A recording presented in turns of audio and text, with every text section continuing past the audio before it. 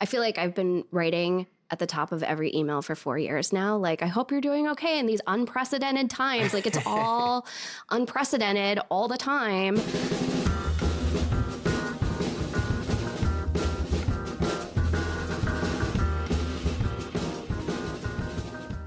Hello, and welcome to In the Meanwhile. I'm Nora Kenworthy. And I'm Marcus Harrison Green. And before we get into anything here, I just want to ask you, Nora, how is the fascist takeover treating you? I mean, not great. It's a lot. It very much is. It very much is. Lucrative time for my therapist, Yep. though. So, Yep. that's one silver lining, I suppose. Yes. My goodness. This has been, almost a year, or years in the making, this podcast. I remember when I originally reached out to you, speaking of cheery times, it was during the height of the pandemic in 2020. Yep.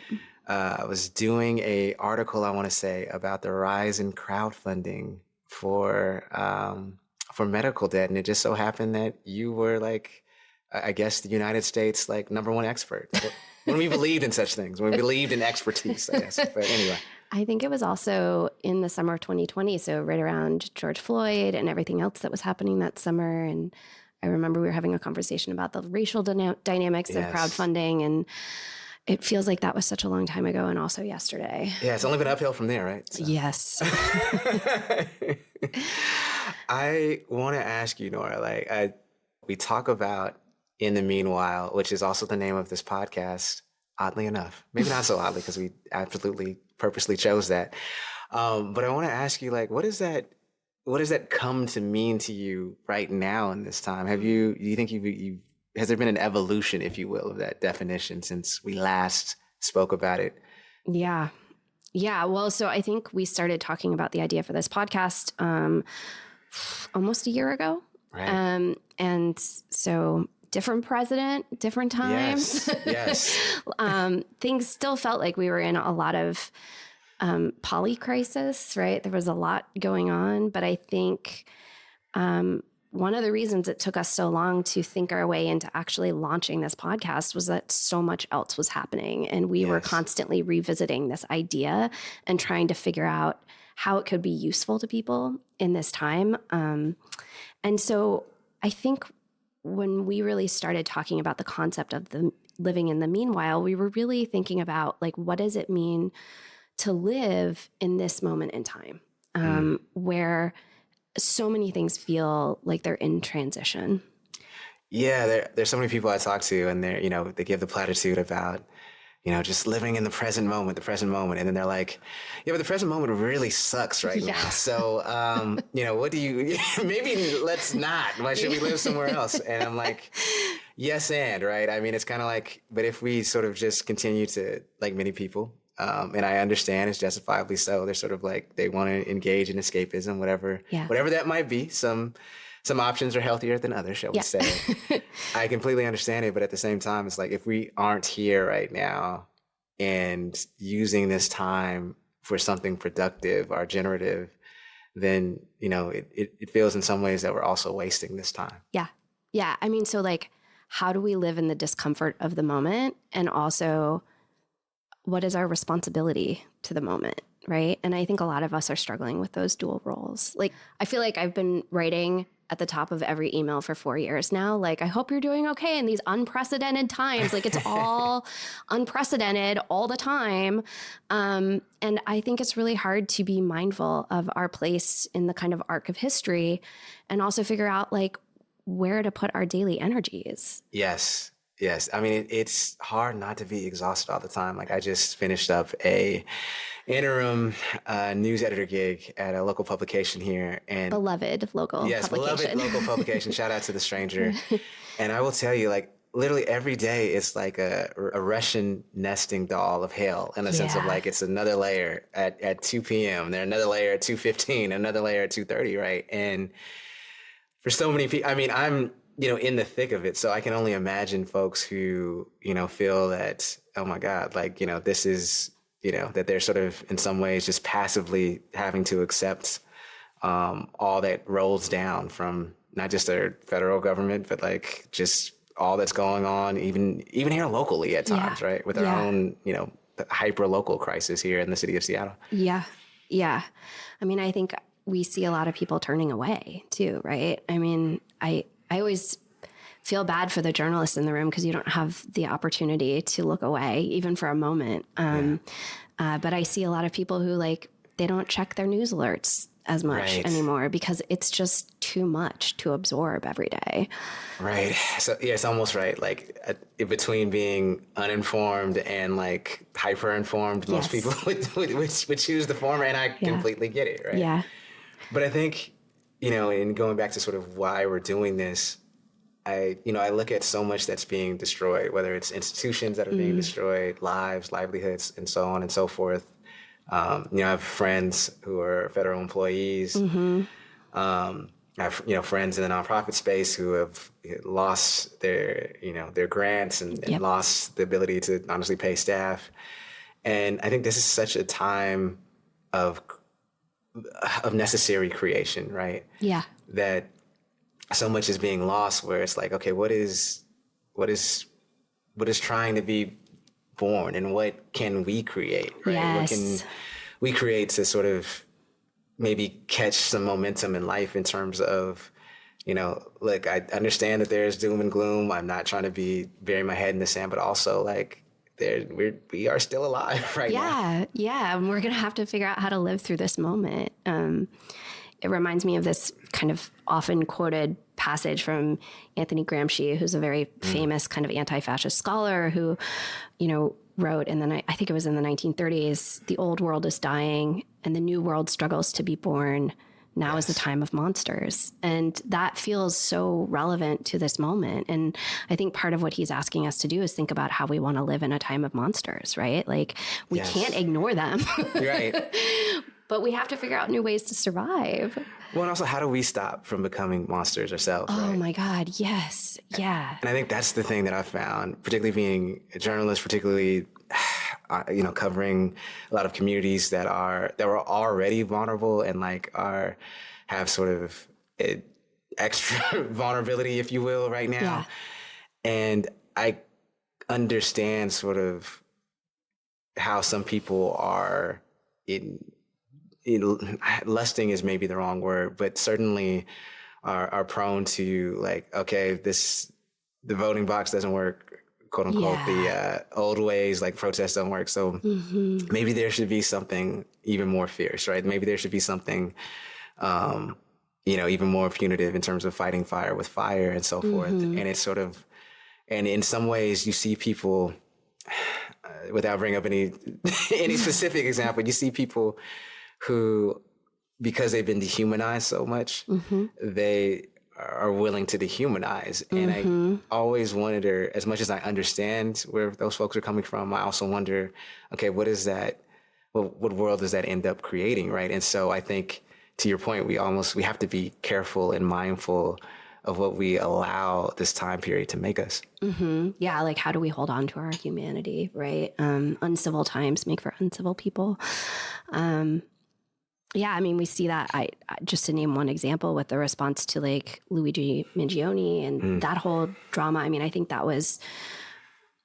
captured so many people's interest because it was so wild for so much of the country to be celebrating something like that. And yet it also felt like this is a place where people get to when there's no other way to fight for justice. Right.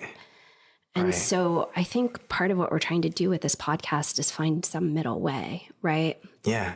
A kinder way of living through these times that's still attentive to the ways they are monstrous. Right. And knowing that might adapt with adapting circumstances, right? I don't know. I think for us, and which one thing that I think, one of the multiple things that I think is going to be great about this podcast for listeners is the fact that we're not trying to come across as experts in things that we aren't experts in or don't have domain. 100%. Yes. Domain expertise in. We're many times learning out loud and alongside, and also I think demonstrating the fact that it is hard to learn out in public, but it's also sometimes very necessary, Yeah, right? like I don't know about you, but I'm very much new to living through the apocalypse. Like I'm not very good at it so far. I mean, I hope we don't get super used to it, but yes, I understand. No, no. Yeah. But yeah. And I think also part of what we're trying to do is just kind of meet each other where we're at and struggle along together and with our listeners as we try and also pick up these nuggets of wisdom from not just famous people and experts, but also our community of elders, people who have been doing this work for a really long time, who have found ways to live in the meanwhile of a persistent struggle for a very long period of time and have that wisdom to share with us. Yeah, I think that's the great thing about like partnering with you is that we want to focus on things that endure, right? Things that are sort of time tested, if you will, and not just the shiny newest thing that is, I don't know, used to temporarily alleviate somebody's like anxiety in late stage capitalism, right? Yes. And then I think finally, I think part of the motivation for this is an attention to the past and the present and the future. Like the whole concept of the meanwhile is really about the point at which the past and the future kind of intersect in this kind of awkward middle. And a shout out to Martin Fredrickson, who's an incredible anthropologist who wrote about mean time during the pandemic as a mean space time. Yes. And wrote the longer the mean time, the meaner the time, which I think is just such a great invocation for us. But I think what we're going to try and do with some of these episodes is move through time itself and kind of connect past and present and future. Yeah, it's all interconnected, right? I mean, there is no way, there's not one without the other at this point. So yes, totally. So should we actually tell people who we are? Oh, that is the thing to do. Yeah. So just. They probably know who you are. They don't know who I am. No, that is depending on what circle. My co-host, Nora Kenworthy, let me give you your flowers for folks who do not know. Nora, you are an excellent, prestigious professor at the University of Washington. You're the author of Crowded Out, The Rise in Crowdfunding for Medical Debt. You are also a contributor to many, many publications. I want to say that I first came across your work in the Washington Post when it was still good. Anyway, that being said, Nora, it is a great honor and pleasure to be your podcast partner. Oh, gosh, thank you. I feel totally unworthy of that introduction. But I also want to introduce Marcus Harrison Green, who I think is like a true Renaissance man. I have never met someone who's doing so many things simultaneously at the same time. So I'm probably going to miss some of these. But I always think of Marcus first and foremost as a journalist and a storyteller. He also runs a publishing house, Hinton Publishing. He's the founder of this incredible local newspaper, the South Seattle Emerald. He has most recently been working at our beloved Seattle Weekly, The Stranger. And he's won numerous awards for his journalism and his writing. And most importantly, I think he's written this beautiful book of essays called Readying to Rise. I just feel like your work holds so much wisdom for all of us. So I'm deeply honored to be doing this with you. Thank you, Nora. I couldn't have written it better myself. So thank you. Thank you. No. So I have to say, Nora, being able to be your colleague, your friend, and also like a fan of yours, like you wrote this excellent book called Crowded Out. You're a professor at the University of Washington. You have all type of accolades that have been, pouring in that I know you're very modest about, particularly in this time period. Is there, I'll say if there's a listener who is like, why have we come to connect together, the journalist and the professor? Is it only because both of your, institutions right now are under attack? Yeah, they both suck. But yeah, what would you like? Why were you brought to? What made you take your time to do this and do this podcast? Why is this important to you? Well, I think we in academic institutions are particularly guilty of not figuring out how to make what we know actually useful to real humans. And part of my desire has been to really move away from the kinds of scholarship that doesn't leave the ivory tower to figure out how we can create and invest in and just celebrate like the wisdom that is useful to everyday people. So I kind of have been thinking of myself in this podcast as a sort of like recovering academic cynic, that like we're so good at critiquing things and we're so bad at figuring out how to like just daily life ourselves. Right. So I kind of come to this as a very imperfect specimen of a of a person who's trying to do better and be more hopeful in hard times, I guess. Yeah. No, I get that. Like I'll say I look at this like coming to this in, as a journalist, as somebody who founded his own publication 11 years ago, the South Seattle Emerald, and somebody who now has a book publishing company. Shout out to Hinton Publishing. Yeah, thank you so much. I would say that was like a, shameless product placement, but I have no shame. So it's all right. No. But I look at this in some ways, as somebody who calls himself a lapsed atheist. I look at this in some ways of what we're doing as like secular sermons, in the sense that what I've seen, and this is like across political spectrums, like across cultures, across ethnicities here in the United States, across, psychographics, if you will, like people right now, they're searching for not just hope, but they're searching for meaning. Yes. Like, what does this mean right now, right? Yeah. I mean, I think even, quote unquote, at the best of times are the old days of the United States, if you want to, say predates a certain president, right? I mean, you still had this sense, I think, of, the late stage capitalism providing this sort of blasé sort of attitude. Are we here to just eat, consume, or die? Is there more to us, right? Like I was reading actually a passage about Robert F. Kennedy, not Jr., the senior, shall we say? Let's not invoke Jr. Yes, yeah, not at all, not on this podcast, not on this day. No, but he talked about when he was running, prior to him running for president, he talked in the 1960s. He talked about like, can there be something more that we have in this country? Like we are at that point, like America was at its height, right? You have these boom years.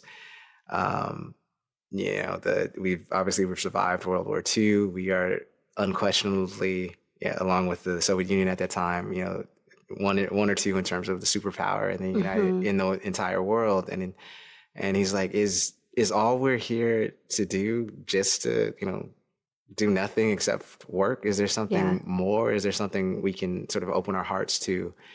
And, you talked about bringing the past into the present. I do always wonder why that type of attitude never caught hold so much, and at least in some sort of mass psychosis way, if you will, in the U.S. And I think, but I say that to say that I think that that's possible. Like I think while we're doing this podcast is ultimately, as cynical as I am as a journalist, I mean, it's an occupational hazard. I still somehow believe that, a world like that, at least a society like that, is possible even right now. And maybe I'm just delusional. I don't know. No, I think this is one of the things I appreciate about you most and makes me so excited to work with you on this is you're like a cynical journalist and like this modern day millennial incarnation of sort of like MLK when you start writing essays and talking about meaning and society and spirituality. Your book of essays, Readying to Rise, really does remind me of like young MLK writing in terms of its aspiration towards a better humanity and a better like social cohesion and a better sense of justice for all of us. I can without a doubt say that you are the only person to ever compare me to MLK, so thank you for that.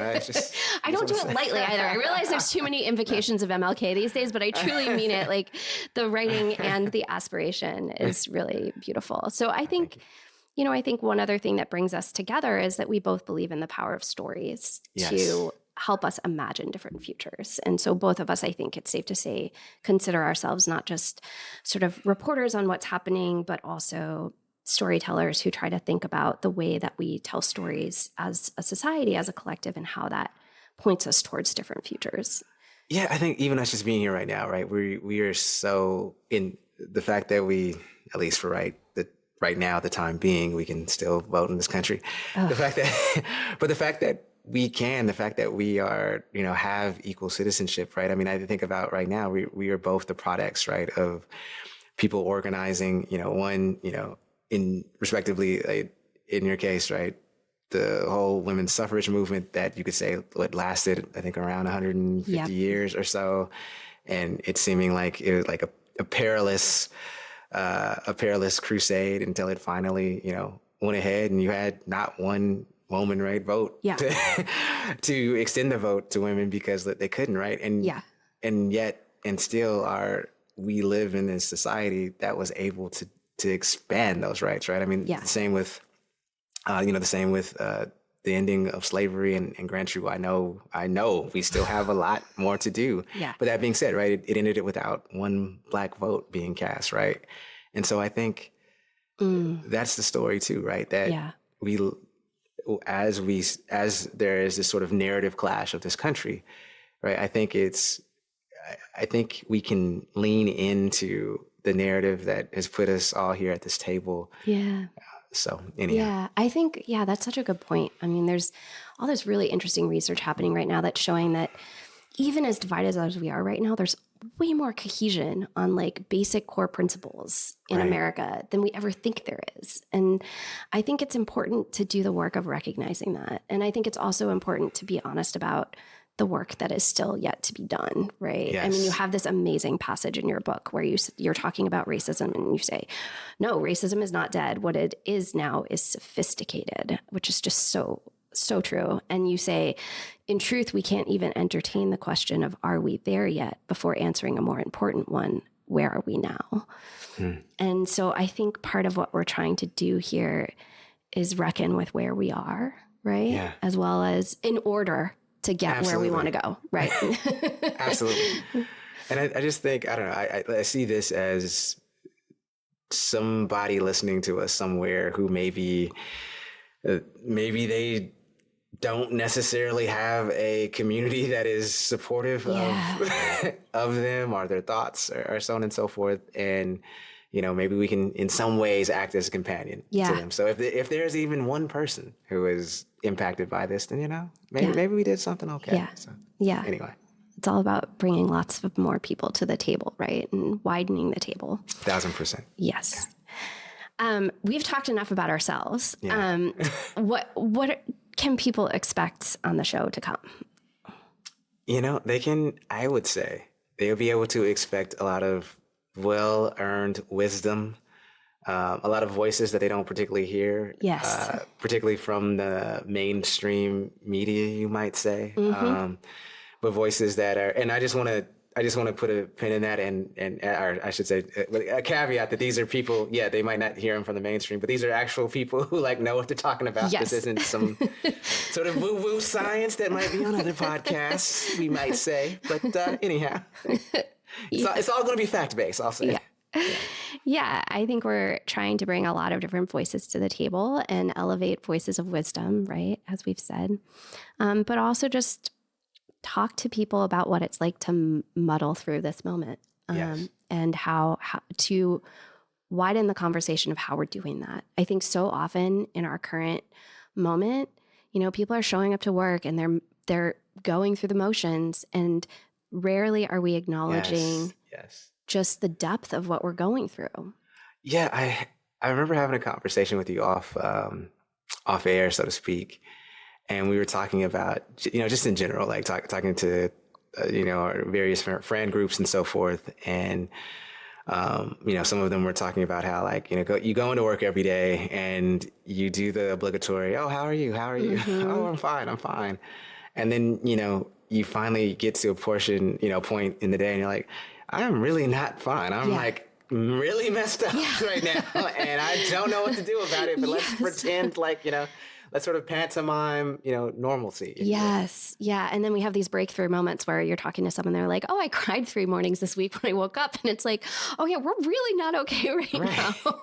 Right. So I think, the space to not be okay, but also the Yes. space to acknowledge the depth of what this moment is and how difficult it is. And also, I think I see people changing their lives in small ways to adapt to this moment. And I want to bring that conversation into community. Absolutely. I was sitting with some other academics last week, and we were just sort of talking about what gives us hope in these times. And people were talking about things that they had changed in their practices. They were talking about intentionally connecting more with community. They were talking about engaging with the arts, or these just like kind of more expansive things that they were doing in this moment. And yes, it's a privilege to be able to do those things, but I also think let's dig up what we're doing to survive this moment and share it. Yeah. Yeah.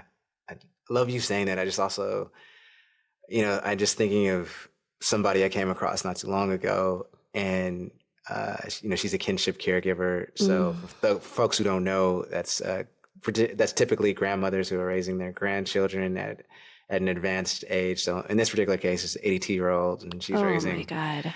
a 6 and 13-year-old, right? So just imagine that. Like, Can you imagine the exhaustion? I can't imagine that now, and I'm literally tired, and I'm half her age. Right. But she talked about how she put out a call to help, and just she needed help with her bills, like she was going to lose her home. Here where we're at, and where we're taping this in Washington State, kinship caregivers don't get a ton of additional assistance from our state government for a variety of reasons that maybe there's another episode in that. But anyway, that being said, she put out a call for help.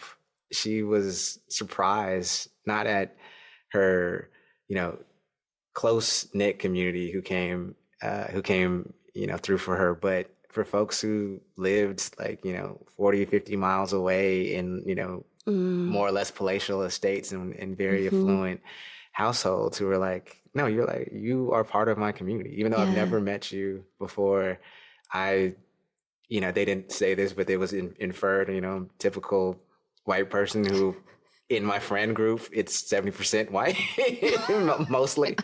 And yet, they're able to see her, even in her circumstance, they were able to resonate with her and truly provide empathy, empathize with her, I should say, and not just pity, which we at times, see a lot of. And so it's just little small things like that, small stories like that, where it's like, we are truly here and can be here for each other, even in the midst of this chaos. Yeah. And people want to know what to do. Yes, I feel like everyone's kind of wandering around looking, waiting for someone to take direction and be like, okay, here's the plan.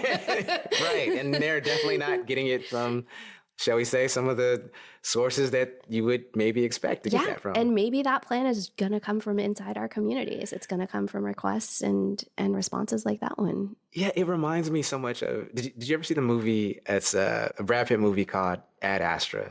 Yes. Yeah, To the Stars, right? Yeah. It is, I'm not gonna lie, I might spoil it, but don't worry. It is a super slow movie, so you will probably will have fallen asleep in the movie before the ending comes. But anyway, so basically, he spends the entire movie searching for his father, who was lost out in space. They're both astronauts, and his father can't fathom the fact that, all the time he spent in space, he's not been able to find, some other being out there, some other, alien life to come and help humanity, right? And he just can't fathom it, and it makes him, he literally ends up going insane, right? And so at the end, Brad Pitt is talking to his father, I think played by Tommy Lee Jones, and he says, Dad, what's wrong? And he said, I just found that we're all we have. We're all we have. And he's so, and he's crying, and he's like, but Dad, that's not something to be sad about. That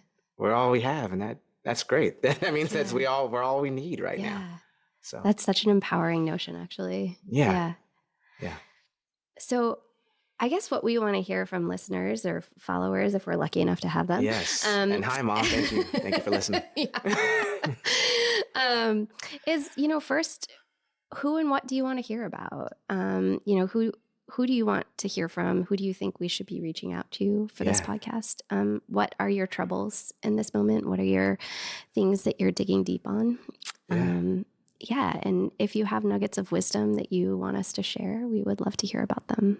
And we do have a couple of good episodes to get us started, I want to say. If you want to talk a little bit about the episode on empathy. Yeah, I'm super excited about this one. So we've noticed this kind of undercurrent of conversation on both the left and the right around empathy, around caring, like what it means to care about things in this moment, Right. how hard it is to care in a time where there are so many crises and so many things that we should be caring about. And then on the right, we've been hearing this real sort of backlash against the entire notion of empathy. So we're going to try toxic empathy. Toxic empathy. Apparently, it's the downfall of civilization. So we're going to explore that. I thought that was like jumbo shrimp in some ways, like an oxymoron, but apparently not. So anyway. So we're gonna talk all things empathy, and we're also gonna question whether empathy is the end goal at all. Maybe there's something else that we should be aiming for in this moment that looks deeper than just the sort of like Bill Clinton, I feel your pain sort of expression. I know. Goodness. Okay. We're gonna go there. Yes, and I will say too, like we want to leave people with something actionable at the end of each episode. We want to leave people with reading, so you can truly do your own research and know that it's actually backed up by citations and so forth. And then also we want to make people think truly, like even if you may not agree with Nora or myself, you may not agree with a guest, but like at the very least we want to leave you thinking about something. And we also want to leave you with, as we call it, 8 ounces of joy, that there is something that made you smile from this episode, So yeah.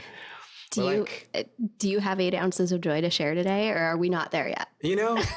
Funny enough, it is a very small thing. I don't, so much of our world, particularly you hop on social media, you hop on, even movies today, right? There's so many fast cuts of things, like you barely have time to think. Yeah. You barely have time just to like truly, honestly, just be in your body and your own mind. It's and like the scrollathon. Yes. Yeah. And the other day, I was at a restaurant waiting for some. I was in Vashon Island. I won't tell you my other story about Vashon. I'll say that for another day. So that'll leave We're excited. Listeners with a teaser. For those who don't know, Vashon is a very beautiful, very quirky island outside of Seattle. It's like Portlandia. I was going to say Portlandia meets something. It's just Portlandia. Yeah. Really. With more ocean. Yes. Anyhow, playing on the screen is Bob Ross. And for those who don't know, he was this painter. He's a white dude. He had this like fro.